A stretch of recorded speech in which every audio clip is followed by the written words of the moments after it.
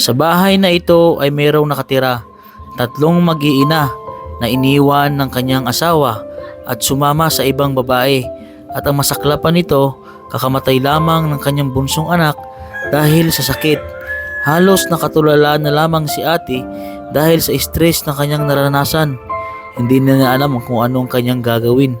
Narito po ang kwento ng kanyang buhay.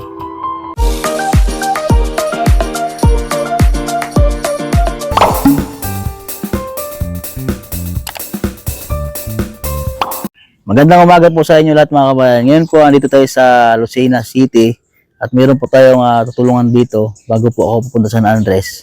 So ito po ay nag-message po sa aking messenger. So dinaanan na po natin para matulungan po natin mga kabayan. Tara, samahan niyo po ako. Medyo po masama yung panahon ngayon. Umuulan po dito. So kahapon po ay ako po ay tumigil mo dito dahil malakas po ang ulan. Sakto po dadaanan po natin dito, tulungan po natin. Kali dito po sila nakatira mga kabayan sa bahay po nito na maliit. Tapos natagpi-tagpi pong mga kumot at saka tulda. Tao po. Ate, pwede po mapasok? Pumasok po tayo sa loob. Dito lang ka nakatira? Pwede po akong palagay sa ano. Dito na lang po yung sa tabi niyo. Iipit niyo po dito. Dito kayo nakatira? Opo. Okay lang po. So, anong pangalan niyo pala ate? Jefelyn Obanya po. Kayo po si Ate Jibilin. Ilang taon na po kayo? 24 years old. 24 ka na. Ito, anak mo. May ulit po si Ining. Meron po. Nainom naman po ng Ano ang pangalan niya? generous po. Generous. Ilang taon na siya? 5 taon po. Ayun, yung isa. Ito po 2 years old po. 2 years old. Anong pangalan niya? Joseph po. Joseph. Kamusta naman kayo dito? Medyo ano naman po, okay naman po. Malit lang po yung kanilang higaan dito. May tanong ko lang, saan po yung asawa niyo? Yun na po yung nauwi po dito. Sa po nung wala na po yung bunso namin pong baby po namin. Ano po ang nangyari?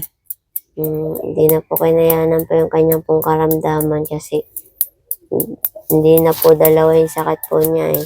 Opo. Yung pong nagkatawid po yung kanya pong ulo tapos may bukol po sa likod na infection pa po yung bukol po niya tapos nangayat po lalong maiki.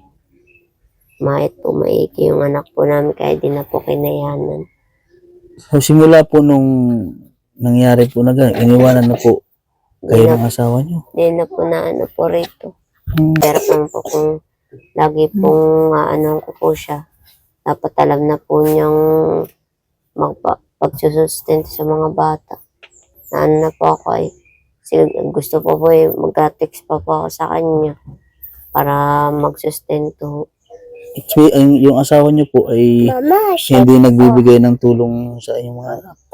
Ano naman po siya, nagdadala po lang ng gamit pero sapal po nung ano po kami, labas po ng ospital isang beses lang po nagdala tapos di na po siya nakapagdala ng gamit. Nadala niyo po sa ospital yung anak niyo na yun? Opo, nakumpay po namin noong February 12 po. Yung bunso ko pong baby. Paano po yung gastusin sa ospital? Siya naman po nag-a-abiyad po nung una sa pero hindi naman po siya pong maigi sa akin di sa ospital. Sa baby lang po. At ano po ba ang nangyari sa inyong mag-asawa? Wala bang... Kaya po naghiwalay po kasi kami po ng hindi ko po yung nagustuhan yung ginawa po niya. Nung nagbubuntis ko lang po kasi yung baby ko, 8 months pa lang po yun sa tiyan ko eh. Ayun, nalaman ko nakipagrelasyon siya sa ibang babae kaya yun. Mantok po kami sa hiwalay. Nahuli niyo po yung asawa niyo? Opo, nalaman ko po. Tapos, nagalit rin po kasi ako. Kahit po ba sabihin nung iba na malayo po yung mga babae eh. Opo. Nagalit po kasi ako kasi kinaya po niya yung mga anak po namin tapos pakilala lang niya, binata siya. Nagalit din po ako sa kanya kasi tinanggap po niya yung anak po nung babae. Kaya po, nagalit po ako sa kanya ng gusto. Meron pong anak yung kinakasama niya ngayon? Ngayon po hindi ko po sigurado kung sila pa rin po o hiwalay na po sila din. Wala na po akong balita po sa kanya. Ayun po ano. Ay, gaganda po ng anak niya. Oh, maganda oh. Ganda at pugi. Ayun oh. Tulang lang ho sa aruga ng ama. E paano po kayo ngayon, ate, na wala na po yung asawa niyo? Paano po ang...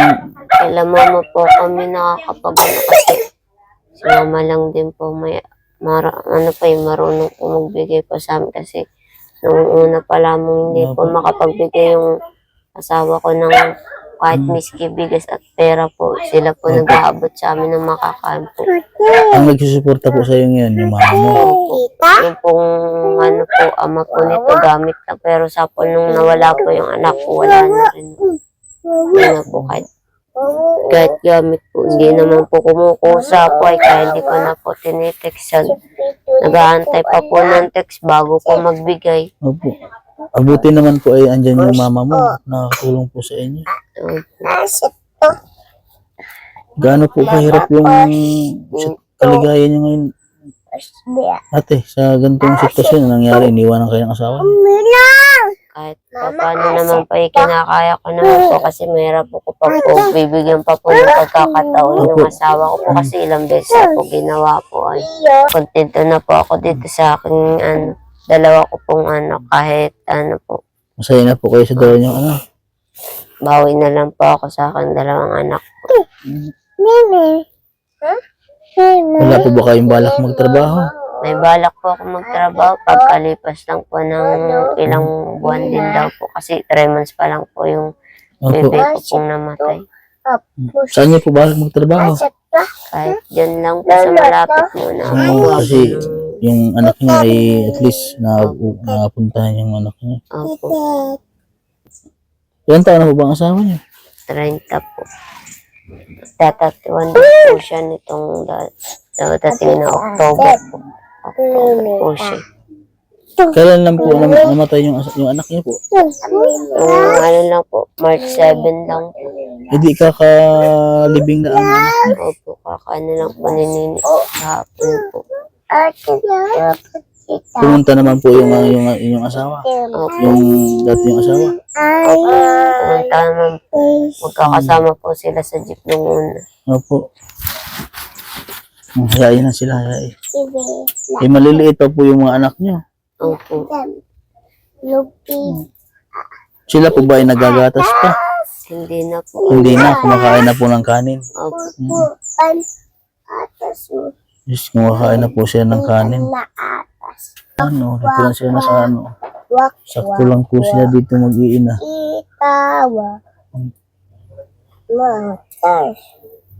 Kung meron po kayong mensahe sa asawa, ano po yung masasabi niya sa akin? Wala na po. Wala na po akong masasabi sa asawa ko po kasi ilang beses ko na po yung balak kausapin tsaka kinakausap ko. Pinabaliwala lang po niya yung sinasabi ko. Para sa mga bata naman po yun eh. Pero wala ho ay. Natawan din po ako yun. Sapo nung nawala po yung baby ko po ay. Opo. Yun na po. Kasi dapat alam na po niya yung pagsusustento ng tama. Pero kung ayaw po talaga, ay ako na lang po gagawin para sa mga bata. Lalo na nawala na po yung bunso. Magkano po ba ang binibigay sa inyo ng asawa niya? Nung una po, 280 pababa po. Isang beses lang po siya nagbigay ng 300 pang isang linggo po. Tapos iba pa po yung gamit. Pang isang linggo, 280. Eh, paano po? Tapos sapol po nung na-confine ko yung bibi po namin, ang bigay lang po niya, gamit lang po ng mga bata kasi sabi po niya at walang-wala nga rin daw po siya. Eh, paano po yung pagkain? Hindi na po siya nakakapag po sa akin kasi gamit lang po talaga binibigay tsaka tinapay lang po ng mga bata. Naging ko po kasi itong mga bata, kakain, tapos kakain yung 300 sa isang linggo. Eh, sa isang araw pa lang, kulang na yung 300. Oo nga po, pero inayaan ko na po kasi Pinapagkasya mo na lang yun. Anong ginagawa mo dun sa 300? pambili po ng bigas po tsaka kunting ulam lang po. pag walang-wala po talaga, kailan mama pa rin po ako nakakapag ano. Sila po pag minsan kumukusa po magbigay kasi po, kita naman po nila yung sitwasyon po ng amin Opo. pong mag-iina. Buti talaga may nanay po. May po Opo. kayo, nandyan po yung magulang. Oo. Paano po pagka... So, Ate Jibilin, kaya ako pumunta dito para kayo ay matulungan. So, meron po akong dalang konting tulong. Ito po. Dala ni Kuya. Ito po ay grocery. Thank you po, kuya. Ayan. So, ayan po. Meron niyang mga dyan. Thank Yung mga Milo para makaano yung mga bata. Pasensya na kayo at nabala ko kayo. Okay na. Maraming po salamat Opo. po po napunta po kayo po dito. Ginny Rose, ano to? Ginny Rose? Generous. Ginny Rose, meron niya mga biskwit. Yung mga ulam. So, yun po mga kababayan, sa mga nais po magbigay po ng tulong sa kanila. Ayan, ini amount po na inyong maiabot para sa kanila ay malaking tulong po yun. Lalong-lalo na po sa mga bata na iniwanan po ng ama. Ayan po, at meron na po doon kinakasama na iba. So, sana po matulungan po natin mga kabayan. Ayan, sa mga sponsor po natin.